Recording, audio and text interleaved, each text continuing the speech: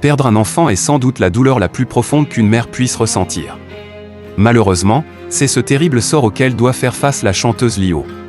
Le dimanche 2 mars 2023, peu après que son fils Diego ait été signalé comme disparu, il s'est tragiquement immolé par le feu près de l'aéroport Roissy-Charles de Gaulle. Des témoins l'avaient vu peu avant remplir un jerrycan d'essence à une station-service.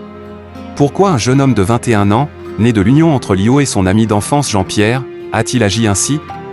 Diego souffrait de problèmes psychologiques, et selon le journal Paris Match, il avait même été rapatrié de Thaïlande l'été dernier après un épisode délirant. Diego était le plus jeune des 6 enfants de Lio, issus de 4 pères différents. Pour la chanteuse, la perte de son fils dans de telles circonstances représente une douleur inimaginable. Pourtant, avec un grand courage, elle est remontée sur scène moins de 2 semaines après sa disparition pour honorer un engagement. Le 15 mars, Lio a surpris tout le monde en se produisant à la Cité des Congrès d'Anzin, dans le cadre de la tournée Les années 80.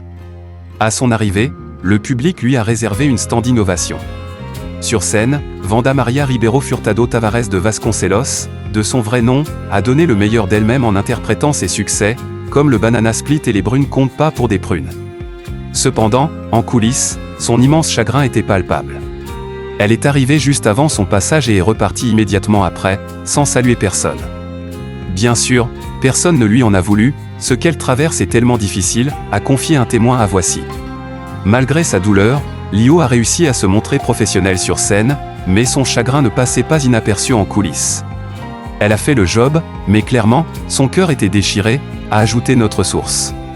Sa résilience est véritablement impressionnante.